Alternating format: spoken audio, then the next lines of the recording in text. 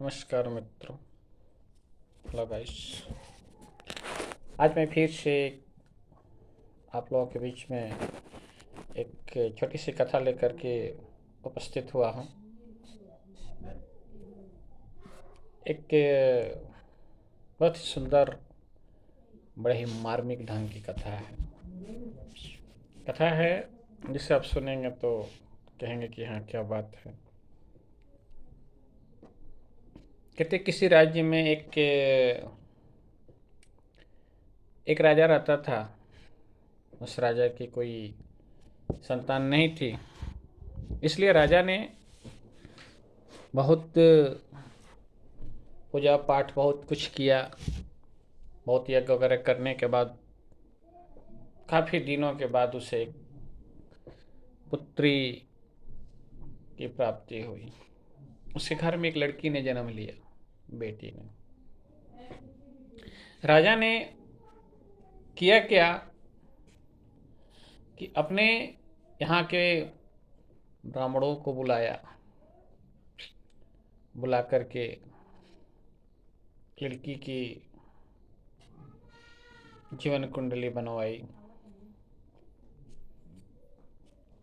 और पूछा कि बताइए आप लोग कि इस जो बालिका है, ये जो लड़की है मेरी, इसका भविष्य क्या कहता है, इसके योग्य क्या हैं, इसके लक्षण क्या हैं। कहते हैं कि जिसने भी देखा सबने कहा कि यह लड़की बड़ी भाग्यशाली है, बड़ी सुंदर थी, बड़ी रूपवती थी, बड़ी भाग्यशाली है। लेकिन उसमें एक लोभी ब्राह्मण था।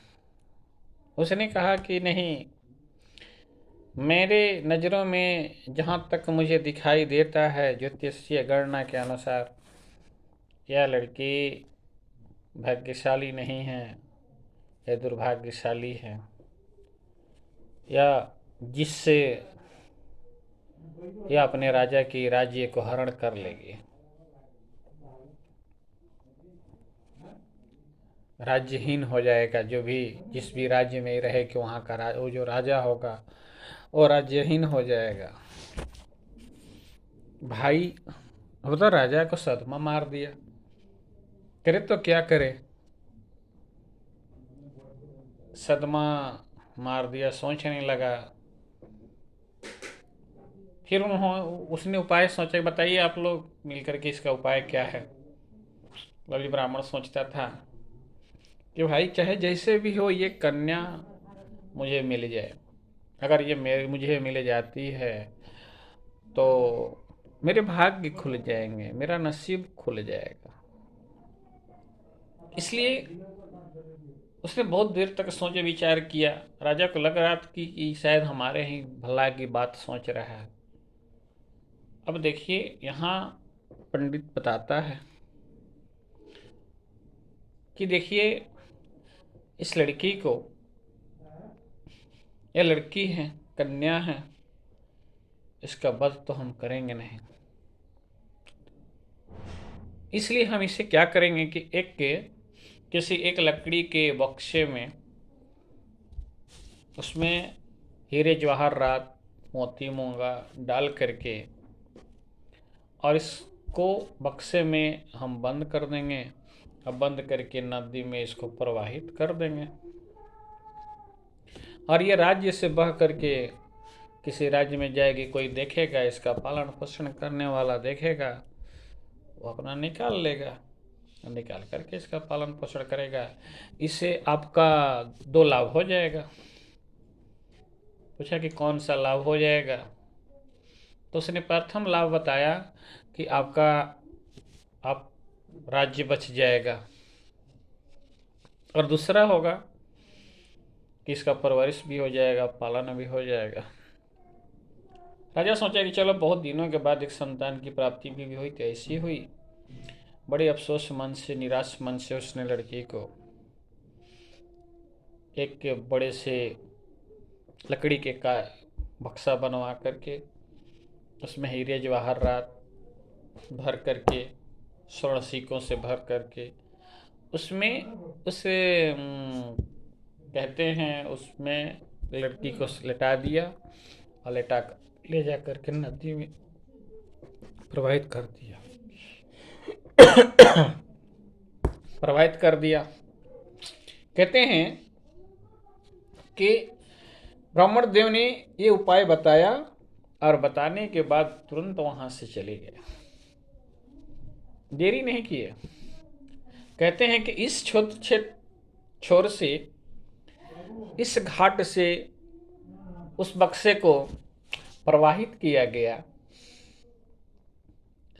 और उस कहते हैं कि उस बक्से में लिख दिया कि जो भी व्यक्ति इस कन्या को पालन पोषण करेगा वह राज्य मान सम्मान और चक्रवर्ती सम्राट हो जाएगा। एक लेटर लिख करके, एक पत्र लिख करके उस बक्से में डाल दिया गया था और डाल करके नदी से बहवा दिया गया। कहते हैं कि ब्राह्मण देव अगले नदी के तट पर जाकर के इंतजार करने लगे। जैसे ही कोई ये बक्सा आएगा मैं क्या करूँगा, इसे निकाल लूँगा और निकाल करके ले करके अपने घर चला जाऊँगा, मेरी गरीबी दूर हो जाएगी और मैं राजा हो जाऊँगा। कहते हैं कि अब देखिए आगे क्या होता है, भगवान जो चाहे। इससे तो इंसान का सोचा कुछ होता नहीं है, लेकिन इनका सोच आगे। अब आगे होता ये है कि नदी की धारा में वह बक्सा बह रहा था। बीच में बच्ची उसमें रोने लगती है। अब बच्ची जब रोने लगती है, अचानक कुछ दूरी पर कुछ राजा के सैनिक नदी में एक शिकार करते हैं, एक भालू को मारते हैं। भालू मूर्छित अवस्था में पड़ता है, उसको वहाँ तट पर छोड़ करके और हाथ मुंह धोने के लिए अंदर जाते हैं। तब तक बच्चे की एक बक्स दिखता है, एक संदूक, और उसमें बच्चे की रोने की आवाज़ आती है। जब बच्चे की रोने की आवाज़ आती है तो लोगों को लगता है कि ऐसा कुछ मामला होगा। कुछ सैनिक अंदर घुसते हैं और घुस करके उस बॉक्स को निकाल लेते हैं। निकाल करके बाहर देखते हैं कि उसमें कन्या है। उसमें एक पत्र लिख करके रखा गया है कि जो भी इसका पालन पोषण करेगा वह चक्रवर्ती सम्राट हो जाएगा। राजा के दूतों ने इस पत्र को राजा को दिखाया और सारी माजरा जब बताया तो राजा ने कहा कि ठीक है, इसमें से कन्या को निकाल लो। कन्या निकाल लो और जो भी द्रव्य था उसमें कुछ सब कुछ निकाल लिए। निकाल करके जो मूर्छित भालू था उसमें डाल दिए और डाल करके उसको बंद कर दिए और बंद करके फिर नदी में प्रवाहित कर दिए। राजा ने कन्या को देखा, उसकी सुंदरता, उसकी लक्षण और पत्र लेकर के चुपचाप दूसरा राज्य का राजा था लेकर के चला गया। आगे ये बक्स जो है दहते हुए उस जगह पर पहुंच जाता है। रास्ते में वहाँ से गुजरने लगता है जहाँ ब्राह्मण देव इस घाट पर इंतजार कर रहे हैं। वहाँ ये होता है कि ब्राह्मण देव इंतजार करते हैं और जैसे ही देखते हैं खुशी से खुले नहीं समाते हैं, दौड़े दौड़े जाते हैं और बक्स को उठाते हैं। कोई देखे ना, चारों ओर देखते हैं कहीं राजा के दूत तो पीछे नहीं लगे हैं, कोई देखे ना। आराम से बॉक्स को अपने सर पर उठाते हैं और उठा करके अपने घर की ओर पलायन कर जाते हैं। अपने घर पहुंचते हैं। आज उनकी पत्नी देखती है कि आज तो बहुत बड़ा सा बॉक्स, बड़ा सा संदूक लेकर के सर पे लेकर के आए हुए हैं। लगता है कि आज कुछ ज़्यादा किसी मोटी जजमान ने कुछ बहुत कुछ दिया है। सोच करके प्रसन्न होती है। ब्राह्मण देव घर में आते हैं। आकर के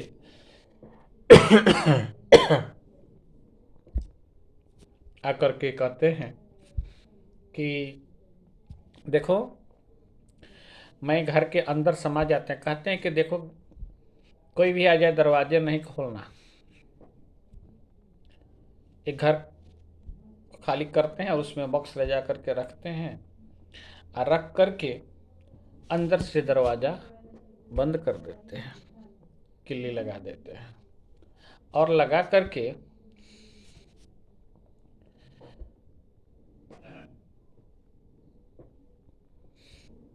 अपनी पत्नी को भी मना कर देते हैं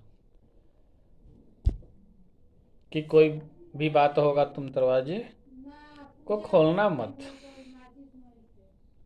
और होता ये है, समझाने के बाद बक्सा को भगवान का नाम लेकर के खोलते हैं, अपने लोभ के कई स्वप्नों को देखते हुए उस बक्स को खोलते हैं। खोलने के बाद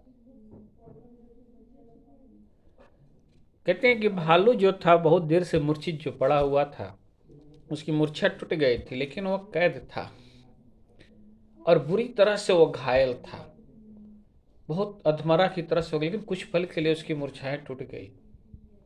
और जैसे ही मूर्छा उसकी टूटी, इतनी देर में ब्राह्मण देव ने उसका बक्स को खोला, भालू की आंखें खुली और तुरंत झपट्टा मारा, ब्राह्मण देव को घायल कर दिया, हर तरह से इनको तोड़ोड़ मड़ोड़ कर दिया, इनको भी मूर्छित कर दिया और पुनः मर गया।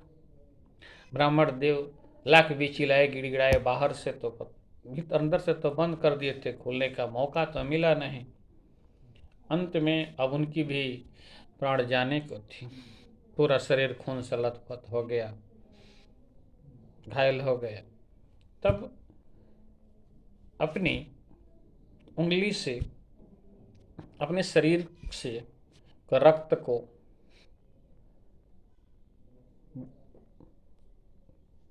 स्याही जिससे तरह से लिखते हैं उस तरह से बोर करके दरवाजे पर लिखते हैं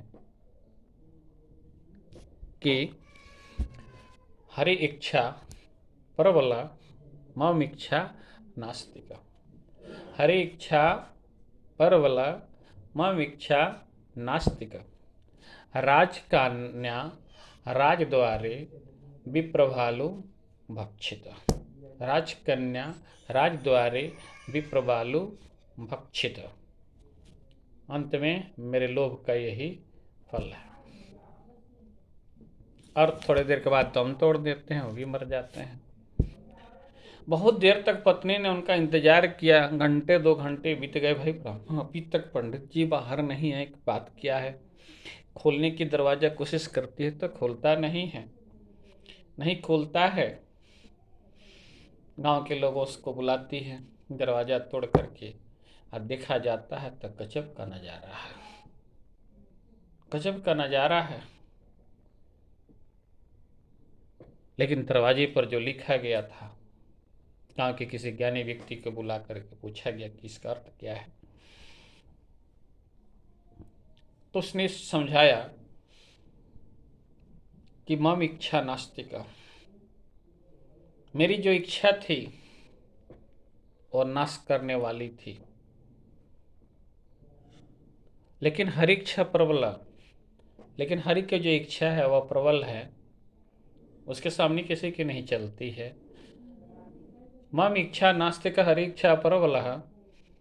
राजकन्या राजद्वारे, जिस कन्या को हम अपने दरवाजे लाने को चाह रहे थे, एक दरवाजे से दूसरे दरवाजे को, और फिर राजा के दरवाजे चली गई। राजकन्या राजद्वारे विप्रभालु भक्षिता, और मुझ ब्राह्मण को भालू ने खा लिया। फिर अगली कथा में नमस्कार। आप कमेंट करके बताएंगे मेरी कथा कैसी लगी, और ज़्यादा से ज़्यादा मेरे वीडियो को शेयर करें और लाइक करें, कमेंट करें। फिर मैं अगली कथा अगली तरीके से